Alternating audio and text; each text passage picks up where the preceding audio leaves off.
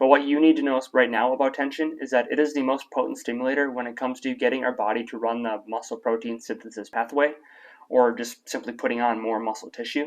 I have a real hard time understanding why you won't go to the fucking gym. What's up, mates? Evan from Evolutionary Aesthetics, and in this video I'm going to walk you through program number 2 included within my progression programming that I offer for anybody to follow if you want me to help you reach the promised land of gains. So the primary goal, or what we're really focused in on within this program, is tension, and there are many different ways to assess what tension is and how we'll go about creating it. But what you need to know right now about tension is that it is the most potent stimulator when it comes to getting our body to run the muscle protein synthesis pathway, or just simply putting on more muscle tissue. So the type of tension that we're worried about within this program is just creating a large volume of tension, and we're building off of adaptations you would have made if you did the previous program to handle this high volume of work. So if you did the previous program, you should have maxed out your glycogen storing capacity within your muscles, which in return should help you be able to just handle the sheer amount of volume you'll be doing within this program. And if you have not seen the previous program, or you want to do that one first, I'll link it up above, and you can do that whole program, run that thing, and then come back to this one after. But it's not going to kill you if you do this program now. But I will say about the other program is that one of the experiences of it is probably some of the juiciest pumps of your life. So if that sways you, to do that one first.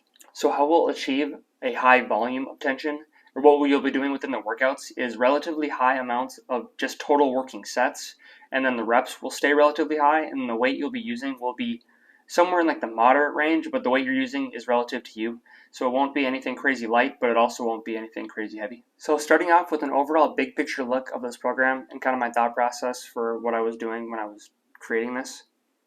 So frequency-wise, you're going to be training 5 times per week, and you're going to start off with a third body split, which is your typical just push-pull legs, and then that fourth day you'll rest, and then the 2 other training days in the week is split into more of an upper-lower, and then you're resting again on that last day.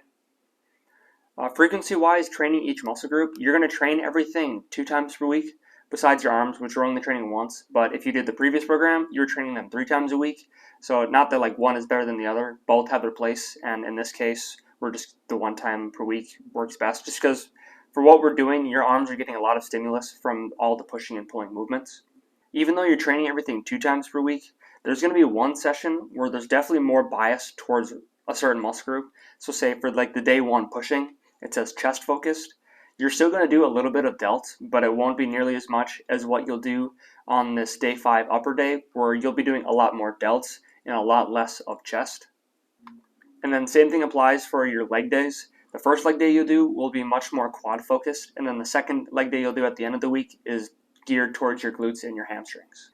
So now taking a little bit closer look at this program, we're going to look at a workout itself and how we're going to achieve this high volume of tension. And the rep scheme you're going to follow is known as an ascending load, descending rep scheme. And what that looks like is for every exercise, you're going to do 6 working sets. You're going to start off with a relatively light load, do a set of 15, and then you have 2 sets of 12 where the weight will increase. Then you're going to do 2 sets of 10, which should have another increase in weight, and then a final set with the heaviest load where you're doing a set of 8. Rest periods for this training program should range between 60 and 90 seconds. Recovery-wise, we want you to be able to catch your breath, but we're not super worried about if your nervous system is going to be fully recovered to use the maximal amount of weight. Is if you compared a powerlifter, you're not going to have time to sit around and bullshit with the powerlifters during their 5-minute long rest periods. Because say you could do a set of 8 for, let's say you're doing an incline chest press with dumbbells. Say if you were fully recovered, you could do the 100s for a set of 8. But the way you're going to do this program is by the time you get to that set of 8, your nervous system will not be recovered enough to do that set of 8 with 100s. But we're not specifically worried about what the nervous system can do here. It's more of what's happening on a biochemical level and in the muscle cell itself. So keep the rest periods short. The workouts are going to flow relatively quickly. So when it comes to failure within this workout program, you can take pretty much every set, I would say pretty close to failure, because like I said, the type of failure you're going to experience is going to be more on a muscle cell level and not necessarily what's happening with your nervous system. So now I'm going to go into a little bit of what each and every rep will look like for this program, and following the tempos I have put in here will be how you can just get the most out of the stimulus, which will help us in future programs too.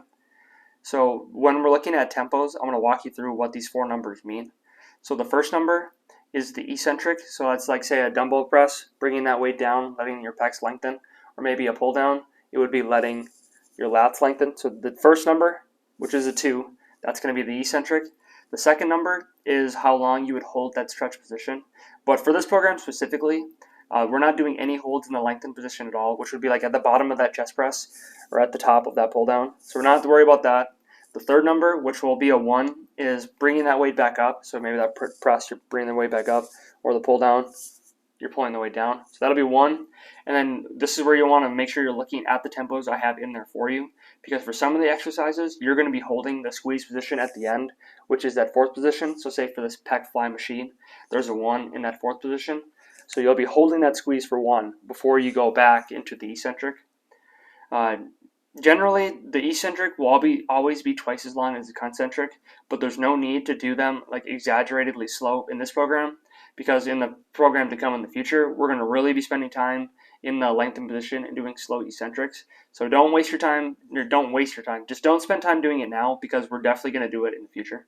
Once you have access to the Google Sheet, each exercise within the workout is going to be a direct link to a corresponding part of this video where I'm giving you any like setup cues, variations I want you to use, just anything helpful to make each exercise work as well as it can for you. Also within each movement is this notes section. So I would write down anything that you find just of importance that might help you in the future. So like say that a specific machine you used, any setup tips that helped, just like anything that will, if you have a thought that might make sense and help you in the future, I would write it down in this one. So now we're just going to go exercise by exercise for each workout, and this will be the corresponding linked videos for when you're doing this program. So if you want to skip over this and watch these when you're doing the actual program, by all means go ahead. I'll put chapters below so you can move around pretty quickly.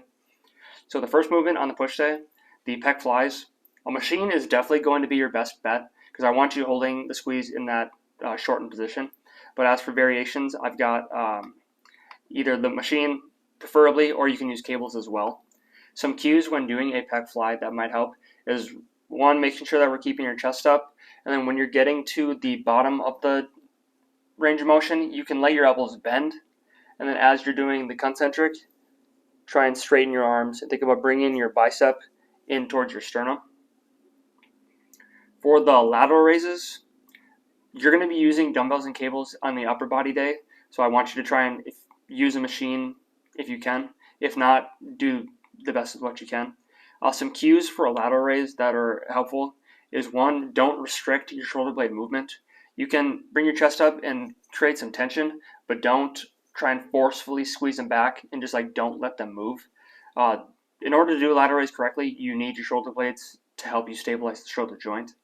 A big cue is to think about keeping your elbows above your wrists the entire time, because when people fatigue and they're not good at using their delts in a raise, instead of coming out and like having this position, their arms will start to bend in and their forearms will be above their elbows. For an incline chest press, variation wise, there are quite a few.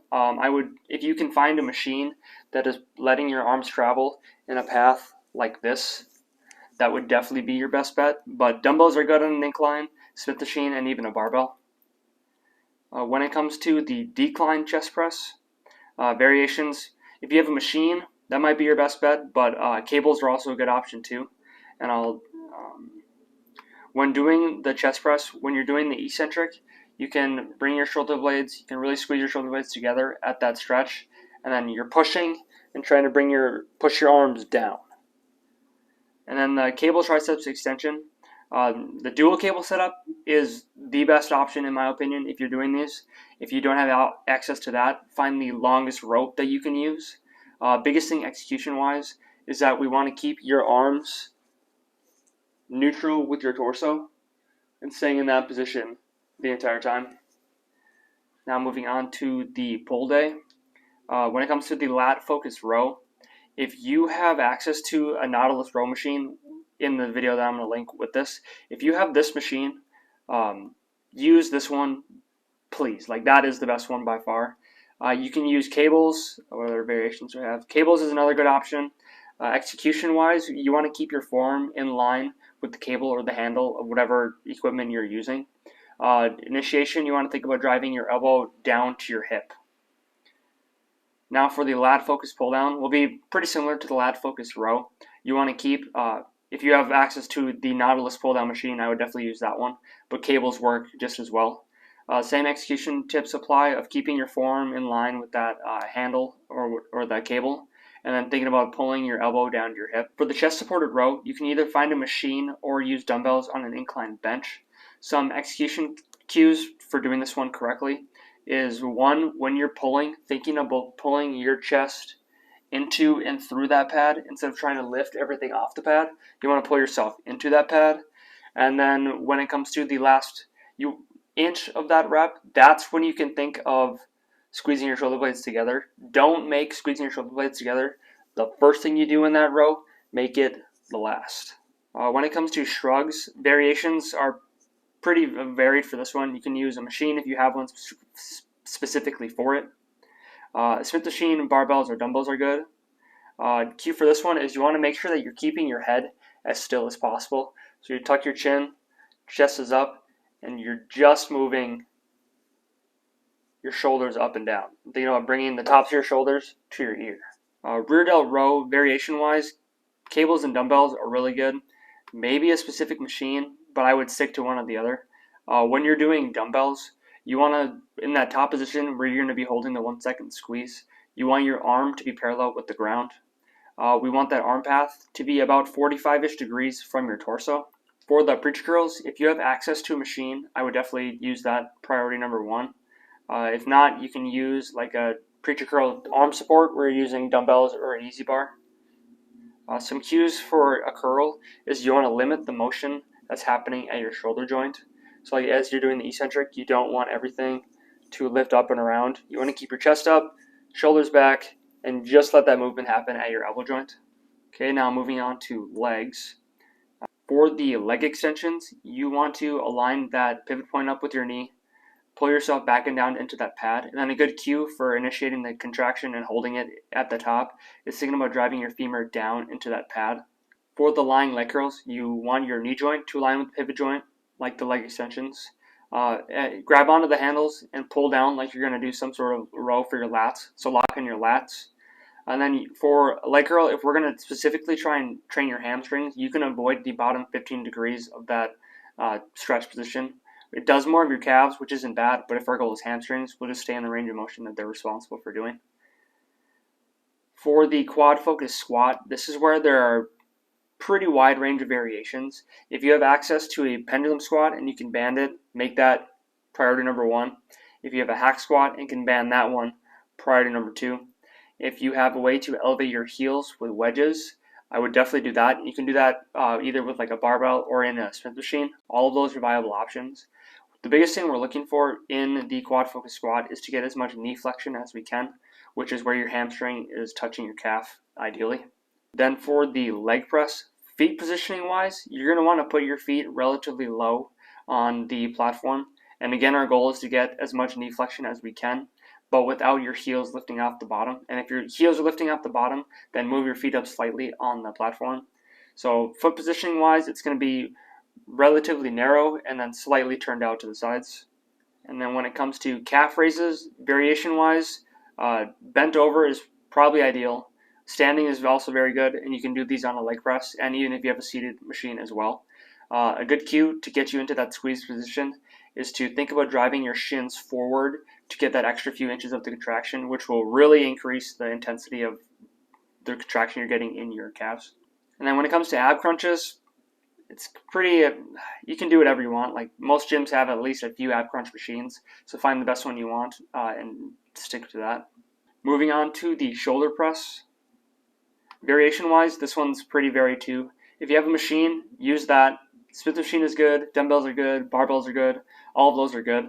When it comes to arm path for a shoulder press, we don't want you to come super wide and out to the side.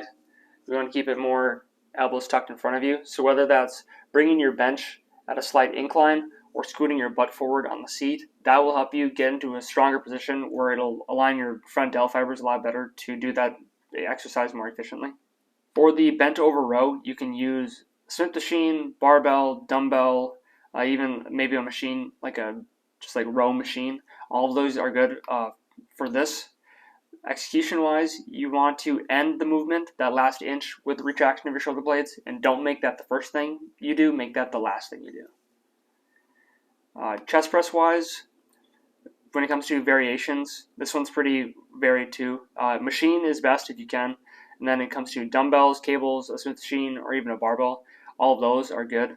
When it comes to the angle we want you moving your arms, it's going to be about as horizontal as we can get you. So nothing like incline or decline, just trying to keep those arms moving straight in front of you. Some cues for when doing a chest press is you want to make sure that your elbows aren't coming out super wide. Rather, you want them tucked in, not aggressively tucked in, but you want to keep your elbows from going out super wide. When doing the cable lateral raises, biggest thing setup wise for this one is to make sure that at that bottom position, the cable and your forearm are close to a 90-degree angle. Again, you don't want to restrict your shoulder blades. You definitely want to let them move freely. And keeping your elbows above your wrist is a good cue to follow. For the wide grip pull down, variation wise, machines and cables will probably be about the same. Execution or equipment wise, just anything where you can get a wider grip is ideal here. It's like your traditional lat pull down bar will work just fine. Execution wise, you want to, again, finish the movement of the pulling with retraction. Don't make the retraction the first thing that you do. For the cast bridge, the range of motion will be comically small. Really, the biggest bang for your buck here is holding that squeeze at the top. You want to stop the eccentric before your knees start to shift towards you, and you want to make sure that your shins are perpendicular with the ground throughout the entire duration of the set. Variation-wise, if you have a machine like a hip thrust machine, definitely use that. You can also make a or a barbell work if you have a pad to put on your waist. For the seated leg curl, the range of motion will be relatively similar to what you're doing for the lying leg curl. You'll just be flipped over. You can avoid that bottom 15 degrees of that range of motion, and you want to dorsiflex your ankles and think about pulling your toes towards your shins. If you have an arm thing in front of you, you want to push into that and keep your chest up. The way that the leg press will vary on this glute and hammy focus day compared to your quad focus day. The biggest thing is your foot position. On the quad focus day, your feet positioning was relatively low and slightly turned out. For this one, we're going to put them pretty high up on the platform and keep your feet straight. The lying calf curl is probably going to be a new experience for you if you haven't followed any of my programs. The 15 degrees that you've been avoiding during the leg curls, this is the 15 degrees where you're going to stay throughout the entire duration of the set. You'll want to continue dorsiflexing your ankles by pulling your toes towards your shins, and you're just going to sit there and follow the tempo and pump with the weight, and the pump will speak for itself. Now I'm going to walk you through how we'll keep track of the weights you're doing, your performance, and how we'll progress throughout the weeks of this program. So let's just say we're going to go through this push chest focus day. So for the incline chest press, let's say you use dumbbells. And then for your set of 15, you're going to use 70s. Then for your sets of 12, you're going to use 75s. Sets of 10, you're going to use 80s. And then for your final set of 8, let's say you go crazy and you're going to use 90s. And then the reps corresponding with it, let's say for shits and giggles, just to say you got exactly the rep ranges that you wanted to. No, laser time. So that will be for week 1. Week 2, we are going to come back and do this movement again. So you're doing the incline chest press, we're doing dumbbells, and then the goal for this week, as you can see at the top there, is to use the same weight as last week, but to do more reps. So everything's pretty much put in there for you already. All you have to do is see the reps you did last week, and then just have a goal of trying to do more than what you did the week before. So let's say you get 16, 13, 13, 11, 11, 9. So then the next week, the goal for week 3 is to use heavier weight than you did the week before. So when you're doing this week in logging your workout, we're going to try and bump everything up by, say, 5 pounds. So let's say you do 75s, 80s, 85s, and then say you're feeling good and do 100s. And then rep wise, you get the designated reps you want. Then for week 4 of this split, it'll be the same thing as week 2, using the same weight but trying to do more reps again, and you'll just log the reps you're doing in this reps perform cell.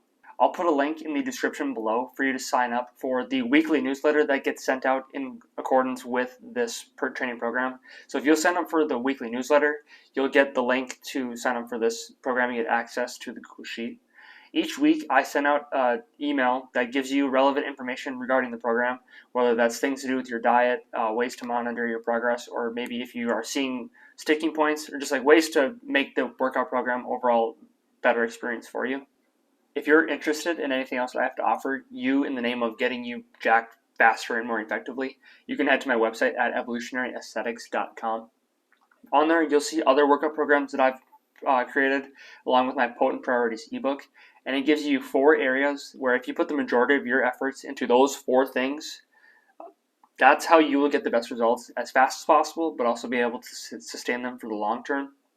They start off super simple, but as you are able to nail down the basics, they get more specific and more specific to help you push the needle to get that extra 5% if that's something you're really after. Once you get access to the program, go ahead and take a look at it. Leaving your thoughts in the comments below. Share it with somebody who you might want to do the program with, and you'll see me in the next video.